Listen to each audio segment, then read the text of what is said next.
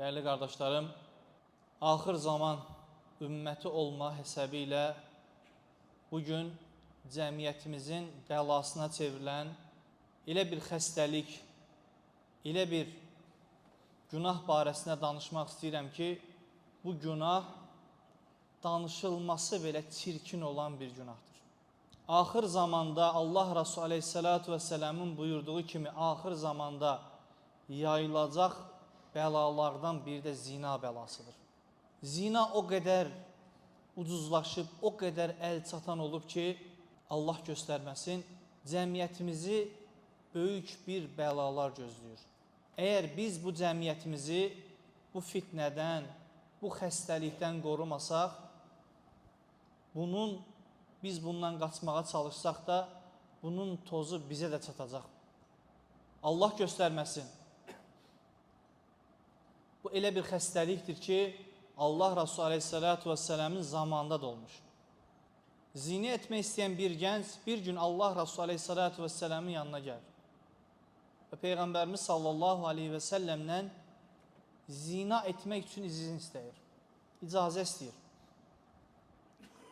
Peyğəmbərimiz Aleyhisselatü Vesselam və onun yanındakı sahabələr, İlk olaraq sahabələr buna sus deyirlər.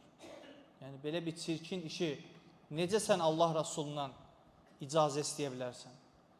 Amma Peyğəmbərimiz sallallahu aleyhi və səlləm xoş təbiəti ilə, gözəl əxlaqı ilə ona icazə verilməsini istəyir və onu öz yanında oturdur. Və ona gözəl bir şəkildə zinanın nə qədər böyük bir xəta, nə qədər böyük bir günah olduğunu anlatmaq üçün ona rahat anlayacağı dildən suallar soruşmağa başlayır. Birinci sualı bu olur. Ananla zina edilməsini istəyirsənmi? Xeyr ya Rasulallah, istəmərəm. Canım sənə fəda olsun, istəmərəm. Elə isə başqaları da anaları ilə zina edilməsini istəməz. İkinci sualı, bacınla zina edilməsini istəyirsənmi? Peyğəmbərimiz soruşur. Xeyr ya Rasulallah, istəmərəm. O zaman başqası da bacısı ilə zina edilməsini istəməz. Və Peyğəmbərimiz sallallahu aleyhi və səlləm yenə sual soruşur. Qızınla zina edilməsini istəyirsənmi? Xeyr, istəmərəm. O zaman başqası da qızı ilə zina edilməsini istəməz.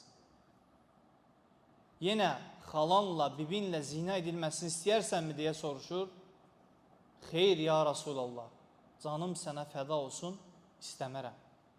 Baxın, Allah Resulü Aleyhisselatü Vesselam əslində bizə nəyi öyrədir? Özünə istədiyini başqasına da istəməyi öyrədir. Özünə nəyi istəyirsənsə, başqasına da onu istəmək məcburiyyətindəsən. Və Rasulullah sallallahu aleyhi və səlləm həmin oğlanı yanına çəkir. Allahım, onun günahlarını bağışla, ürəyini pisliklərdən təmizlə və namusunu qoru deyə dua edir.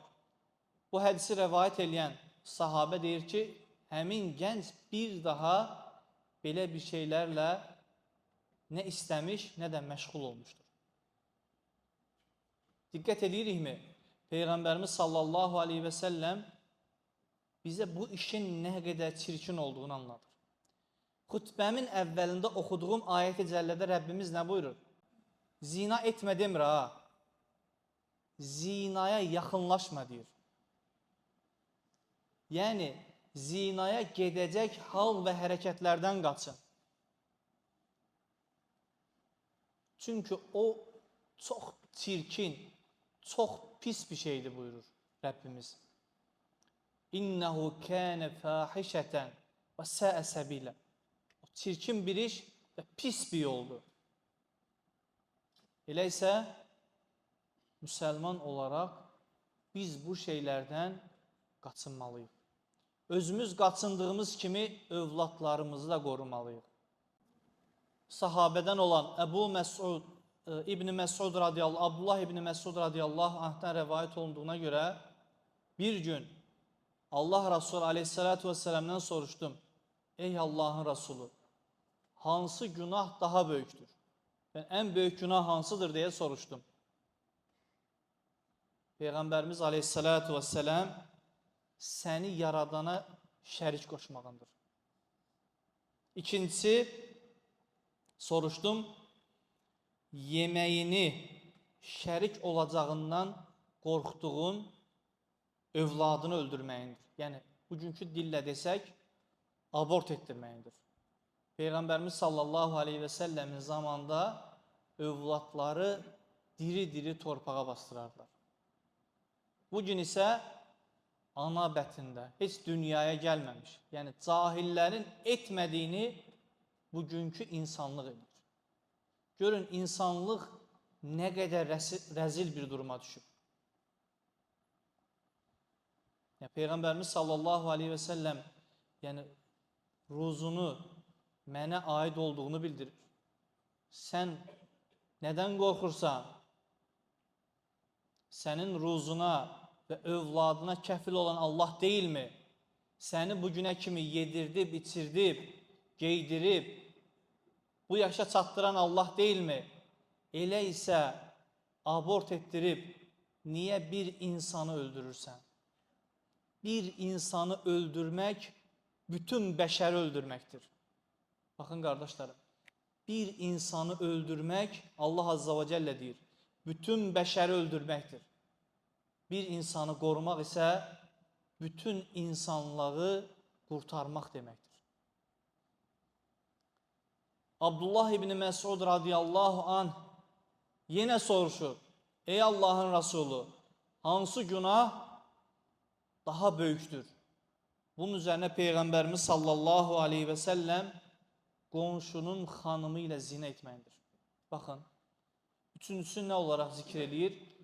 Böyük günahların üçüncüsü qonşunun xanımı ilə zina etmək buyurur. Rəbbim bizləri qorusun bu bəladan. Rasulullah sallallahu aleyhi və səlləm başqa bir hədisində ümmətim üçün ən qorxduğum şey lutilikdir. Yəni bunun adı nədir? Homoseksuallıq. İnsan fitrətinin pozulması deməkdir. Bugün bu şeylər bizlərə adiləşdirilməyə çalışılır. Bugün bu şeylərin təbliğatı o qədər çoxdur ki, artıq hər bir şeydə sosial şəbəkələrdə daha çox qabağımıza çıxır. Onun üçün də gücümüzün yetdiyi nisbətlə gənc nəslimizi bu şeylərdən, bu çirkinliklərdən qorumaq lazım. Və baxışla bağlı, yəni bugün insanlar geyinməyi deyil də soyunmağı özlərinə mədəniyyət bilirlər. Baxın qardaşlar, nə deyirəm? Geyinməyi deyil də soyunmağı özünə mədəniyyət bilirlər. Gözəl bir beyt var, deyir ki, mədəni olmaq, açmaq isə bədəni, elə isə heyvanlar bizdən daha mədəni. Yəni, bu mədəniyyət deyil. Sən insana dediyin zaman ki, bu müasirlik adı altında bu soyunmağı təbliğ edənlər, hicab dediyin zaman bizi 1400 il öncəyə mi aparırsan? Amma özləri isə soyunmaq dediyi zaman ta haralara geyib çıxırlar. Və bu baxışla əlaqəli, yəni cəmiyyətimizdə açıq-saçıq geyinənlərin sayı günü-gündən artır. Və bu haqda da möminlərin əmiri Ali radiyallahu anha Peyğəmbərimiz sallallahu aleyhi və səlləm belə buyurur. Ey Əli, bir baxış ikincisini artırma. Yəni bir baxışın üzərinə ikincisini artırma. Yəni bir baxdınsa ikincini gözünü zilləyib baxma, yəni qısa olaraq belə deyim. Yəni bir baxdınsa gözünü çək. Gözünü zilləyirsənsə artıq nə sayılır? Zina sayılır. Çünki ilk baxış sənin üçün bağışlanmışdır, sonraki baxış isə sənin bağışlanma haqqın yoxdur buyurur.